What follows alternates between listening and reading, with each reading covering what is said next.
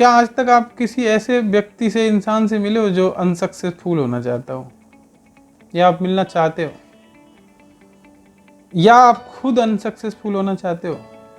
Answer होगा नहीं, no. ऐसा कोई भी नहीं चाहता है, और क्यों ही चाहेगा कोई अनसक्सेसफुल होने के लिए? तो फर्क क्या होता है अनसक्सेसफुल और सक्सेसफुल पीपल? फर्क होता है सोच का, अप्रोच का और एफर्ट का।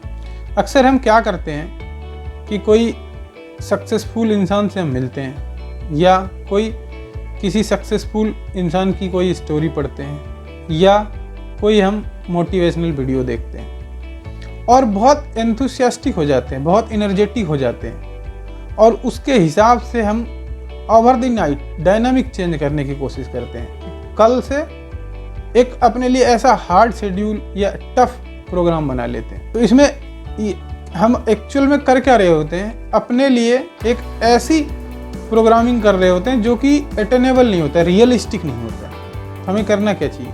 हमें करना चाहिए कि अपनी जो बैड हैबिट्स हैं या हम जो गुड हैबिट्स चाहते हैं कि हमारे अंदर हो, उसकी लिस्ट बनाएं, और उसमें जो सबसे इम्पोर्टेंट और जो रियलिस्टिक हो उस पर काम करना चाहिए। अगले 7 दिन, 10 दिन, 15 दिन ऐसा होगा। आप जब 15 दिन उस चीज़ को करोगे तो आपकी एक हैबिट में आ जाएगी। फिर उसको कट आउट कीजिए, दूसरे उस पर जाइए, और ग्रेजुअली आप डेवलप करना शुरू कर दोगे। आपको भी नहीं पता लगेगा, लेकिन वो कंसिस्टेंटली होना चाहिए।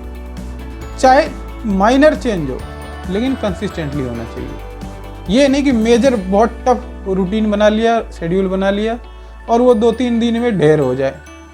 डाक के 3 पात, क्या फ़ायदा उसका बनाने का?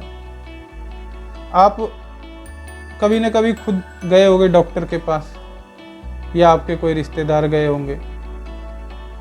आपने देखा होगा कि वो जो पर्ची बनाते हैं, प्रेस्क्रिप्शन देते हैं, उसमें 8 दिन, 10 दिन, 15 दिन की मेडिसिन लिखते हैं, और उस मेडिसिन का वो शेड्यूल भी लिखते हैं। सुबह, शाम, दोपहर, नाइट, जो भी है मेडिसिन लेने। इंसान वही, मेडिसिन वही। वो ऐसा क्यों नहीं हो सकता है कि उसमें एक ही दिन में सारे मेडिसिन खा लें और ख़त्म, निजात पा लें बीमारी से? हो सकता है क्या? कभी आपने देखा ऐसा? ऐसा इसलिए नहीं होता है। अगर ऐसा करेंगे, बॉडी की कैपेसिटी नहीं है, बॉडी उस हिसाब से एडजस्ट नहीं कर सकता है। अगर वैसा ले लिया मेडिसिन, तो एक बीमारी ठीक होने की बजाय कई और ग्रो हो जाएंगी, बीमारी डेवलप हो जाएंगी बॉडी के अंदर। तो ऐसा ही है शेड्यूल बनाना और अपने उस चीज़ को मेंटेन करना ग्रेजुअली और कंसिस्टेंटली। दूसरी गलती जो हम करते हैं, कॉपी करना। कॉपी क्या? किसी की हैबिट्स को। आप एक यूनिक कैरेक्टर हो, यूनिक क्रिएचर हो गॉड के। आपका कोई, आपका नेचर, आपका बिहेवियर, आपका बॉडी का कैपेसिटी, मेंटल कैपेसिटी आपके फैमिली मेंबर से भी मैच नहीं करेगा। आप ट्राई करके देखो। तो जब किसी से ट्राई नहीं करता, हम यूनिक है, तो हमें हर चीज यूनिक ही रखना पड़ेगा। क्या जरूरत है किसी की कॉपी करने की? और आप कॉपी करोगे तो वो 100% आप कर नहीं सकते, क्योंकि उसके बॉडी की कैपेसिटी अलग है, मेंटल कैपेसिटी अलग है, उसकी फैमिली बैकग्राउंड अलग है।